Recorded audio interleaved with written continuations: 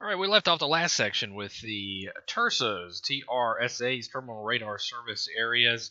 Like I say, it's a big swath of land. However, this one, it looks like it goes from 1,600 feet above the ground to 6,000 on this outer ring, which is very significant. Looks like it's about as big as a Class B, but it's really not as nearly as busy as your Class B. I would say that it probably falls somewhere in a Class C to D, maybe kind of in between those two, where it might be have airline service or may not. I think there's only a couple of these left in the country. However, does have air traffic control tower, do need a waiver to be able to fly in that particular area. A little bit of a throwback to the old system that they had years ago. On the charts, you might see these isogonic lines or lines of variation. And we'll talk a little bit more about those, and you'll see those as the magenta lines that kind of go basically north-south to a certain extent. Those are used primarily to show the difference between true north and magnetic north. We don't get too wrapped up with that kind of information on the remote pilot side because most of it is just already done for you, essentially. You also might see the compass rose, as we mentioned before, and those are connected to those physical facilities on the ground called VORs, where people can fly directly to that building pre-GPS days. You also might have some information, just some notes where you have some disturbances with compasses, but manned aircraft typically use the old style, what they call whiskey compass, and they call it whiskey compass because it floats in a fluid, and you'll see some of those in the up above, kind of in the sun visor area of an aircraft, and that allows it to kind of free float in there and let its magnetic poles do their thing, as they say. And so the old joke was, I think it's more of a kerosene material, but that you crash land and you drink the whiskey out of the compass, from days of O. All right, here's some airports that show the beacons. You can see the beacons. This is the WAC scale. It looks very, very similar, if not identical, there to show a beacon. And these show airports. These show airports that have rotating beacons, and here's one, old school one from way back when, and it flashes green and white to denote an airport. You can see these and whatnot. There's some variations of those too. If you have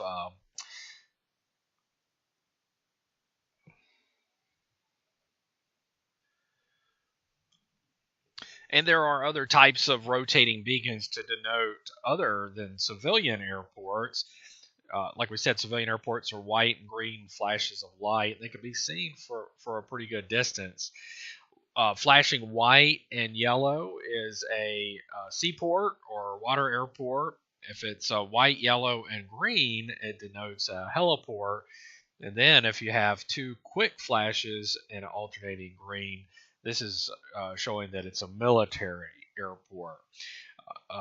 If sometimes, usually they use these at night to identify the airport. However, you might see them during the day, and if you do see them during the day, that will denote that the weather is instrument weather, that it's less than good conditions for some types of flying, and might be a little tip off though that hey, that means it's less than visual flight rules. So that kind of can give you a tip off that the weather might be a little adverse, and you can check up on that. Additionally, if you're out, doing some flights and plan a flight and happen to see this kind of one of these beacons, oh, well, there's an airport nearby, and did I notify them, and that sort of thing, and it can happen, pretty subtly where you just don't see it on there, and that sort of thing. All right, so just keep that in mind about rotating beacons.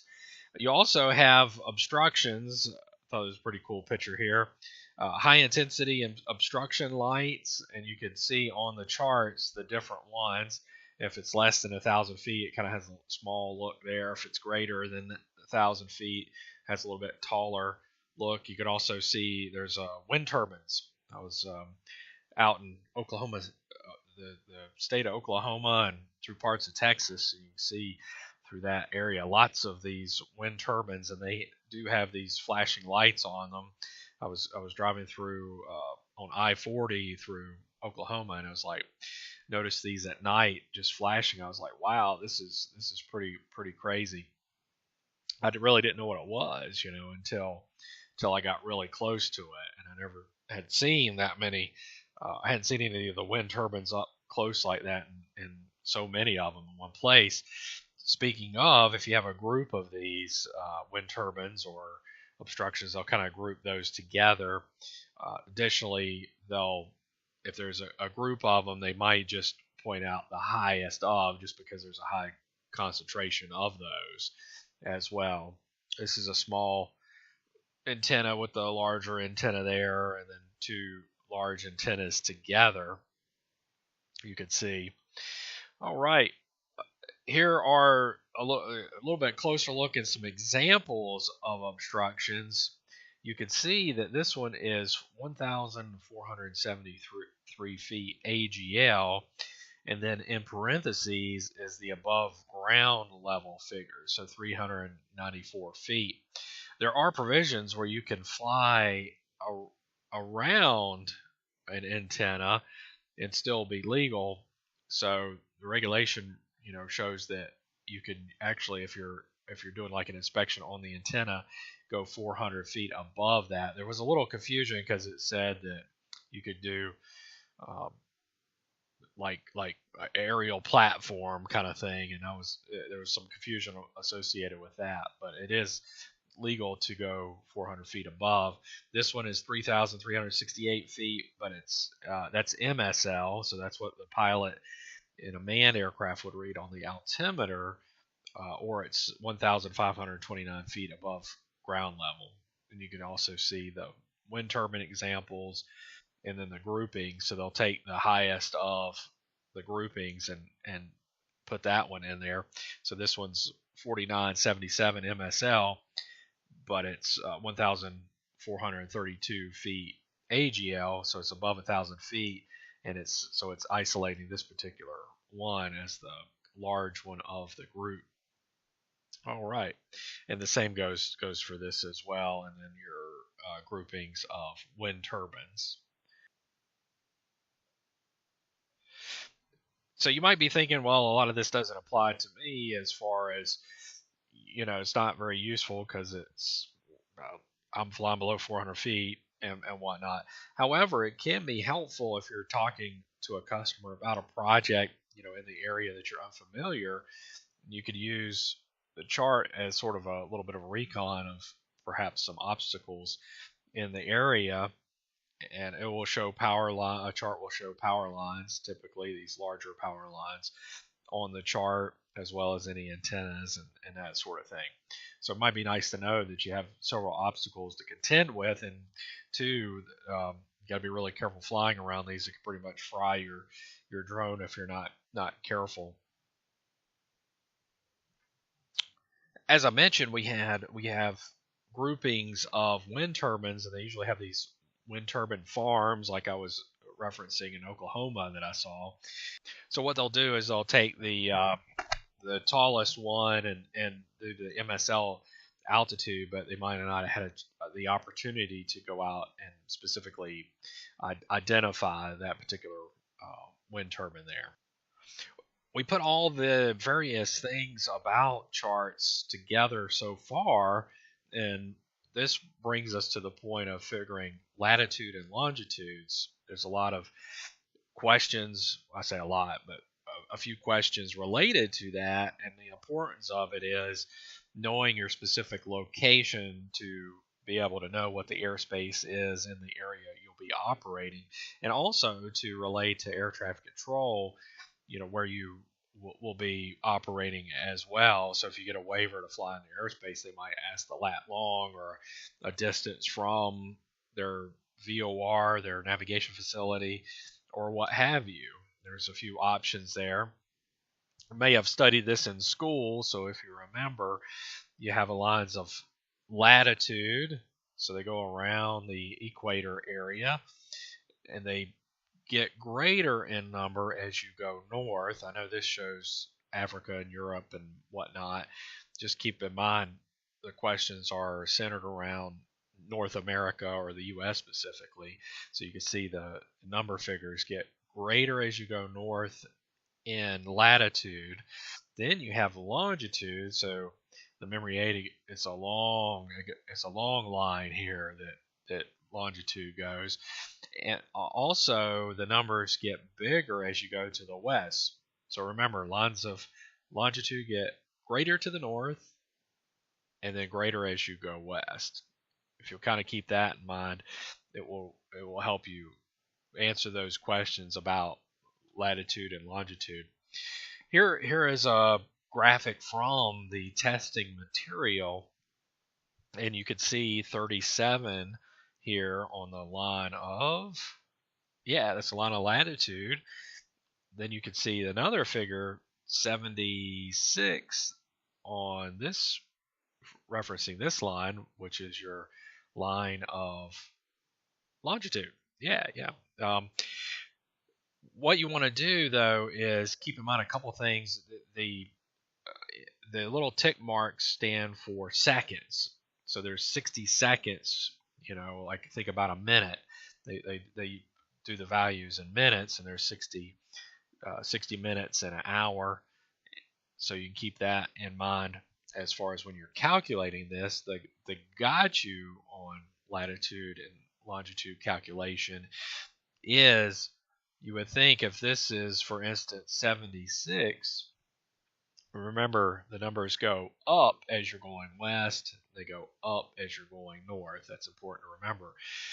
However, if you go to this next reference line, you would think, oh, well, this must be 77.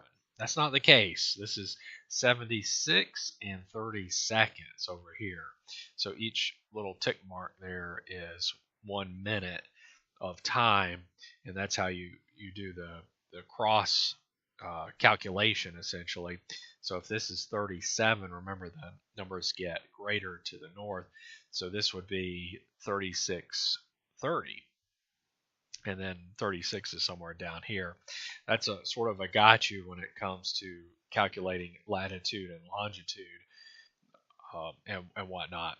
So let's say we wanted to calculate this cross section right here. You would have 37 degrees latitude, and then it's 76 degrees longitude. That's the intersection there. Let's say we go over a little bit to, where's a good value here? We go to this airport right here. So if you look at this particular airport, you can see, okay, well, we got 76 right here, and we have to figure out what our tick marks are. This was a little clearer on the south side. So 1, 2, so it looks like 76 and 2 minutes. Then the lines of, that would be longitude, and then latitude is, so we said this is 3630, right? This is 37. So this will be 30, this will be 59, 58, 57, 56, 55, 54, 53, 52, 51, 50. That's a kind of a ballpark estimate because some of these lines aren't too clear. So it'd be 3650 by 76, and I think we said 2 minutes. You can look at your answers, and you should have one that's very close to that. Might not be the exact answer, but it's the one that's a little bit closer. So do a few of those for yourself, and just practice a little bit in some of the practice questions, and you'll get a better grip for the calculating latitude and longitude there.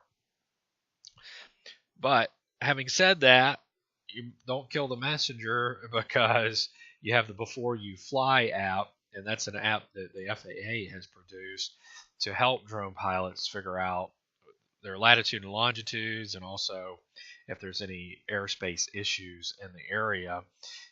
How it didn't get very good reviews. I think it's got like a 3 review on the internet.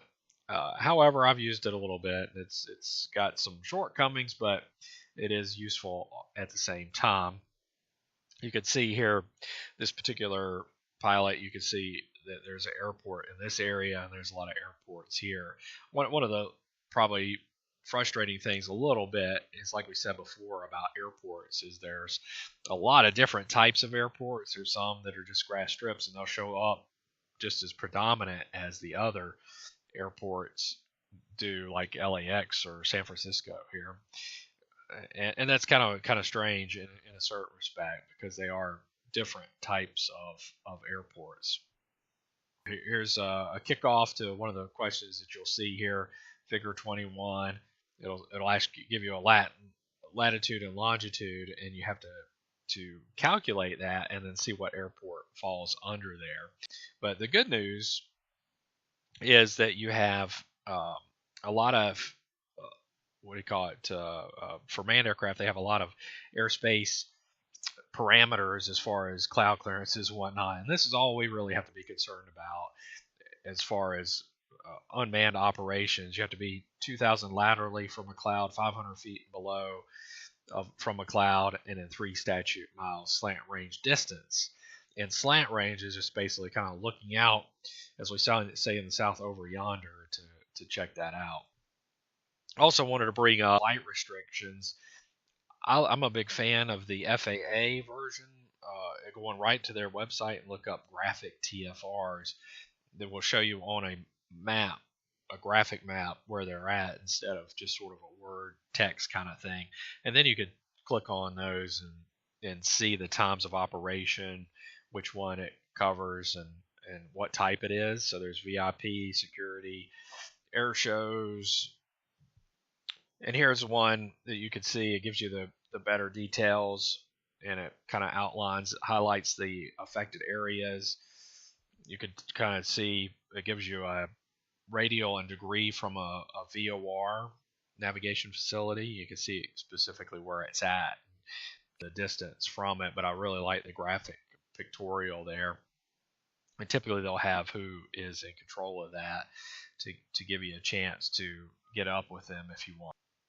And here's another question from Figure 26. This is an aircraft plotter. You can pretty much do this with a ruler or what have you. Let's say you're going to be flying over here near the Eccleston Airport, or Eccleston Town, that little small circle that you see there. Well, you might be giving a figure from this particular VOR. So this compass rose denotes that there is a VOR on the field. If you notice, though, it's magenta. The airport itself is magenta in color, which means there is not an air traffic control tower. But let's just say you're trying to relay this information to, if there were a tower, and you're outside the airspace, but you're just trying to give that info to them. Makes for a nice test question as well. But you'll lay that plotter out and bring it along here. If you notice the 6, that's 60 degrees, 060. Here's 0 or north. And then you count over, and that's basically 6, 7, 8, 085. Looks like about 085 roughly there.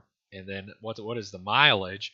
Well, you can use a plotter if you have one. If you don't have one, usually at the corner of the chart or in the extra materials, if it's electronic, it'll calculate it for you. But there's usually a guide around the perimeter of the chart that will give you a mileage figure. And if you don't have a plotter, you just can use 10-mile increments.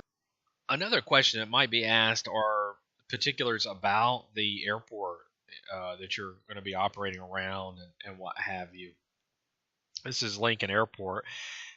A little frustrating in the sense of it's all coded information, and if you have you'll have the testing supplement, this is a chart supplement, kind of a different material, a different offering from the FAA that just has airport information. The testing supplement is specific to the test. However, it will have some information from the front of the book that this comes from, or the electronic book that this comes from, to decode the information. Just see it's got a lot of different uh, information on it. It gives the identifier for the airport, that it's 4 miles northwest of the city, the time conversion, the lat longs, and that sort of thing. So you can use this to practice your lat longs as well, or go to airnav.com and do that. It gives the runways and specific information. One of the questions revolves around the airspace. So it says airspace for Lincoln is Class C, and then it says service between these hours, and then has its approach control. So it has the hours of operation, and what this means is after hours it's Class E airspace. So if you remember, there's general controlled airspace is Class E. What happens is the tower, the air traffic control tower, actually shuts down. So it has limited hours, a little bit smaller airport. So it might be open from 7 in the morning to 7 in the night, in the evening, and then closed after that, which means you just kind of basically revert back to using non-towered airport operations, and then you can fly in that airspace as Class E airspace. I think there's still notifications you would have to do, and two, if it's at night, you have to have that night waiver. And here is that directory legend that will be included in your testing supplement. You can see it has a lot of reference numbers here, and as you go through the supplement information, it will tell you what each of these numbers stands for and what the meaning is, and kind of put it out plain language. Well, they can't do that the first way up. First way out, I have no idea, especially in the age of electronic media. But as an example, like number 33 is the airspace. What kind of airspace is it? It gives you all the particulars. One thing I wanted to clarify before we wrap up this particular segment are the lines of variation. So on the chart, you see these lines, magenta hatch lines here. And if you have a full chart, you can actually see them. You'll see them in parallel lines across the chart themselves. And what are lines of variation? Well, I'll tell you how I tell some of our young students and whatnot. This is a very simplistic way to explain this, but it does work. So you can see there's a difference between true north and magnetic north, and those lines of variation provide essentially a conversion factor. So the way I explain it to the kids is, well, Santa lives at the North Pole, right? So there's true north, but then there's the North Pole, and there's an angular difference between the two, and that's what the lines of variation do, is account for that variation. Okay, that finishes up the airspace chapter. Go in and work on those questions. I know, like I said, it's a long segment along with weather, and you can get about 60% of the testing information from those two segments, and then study the other chapters, and you'll be good to go and make a great grade on that test.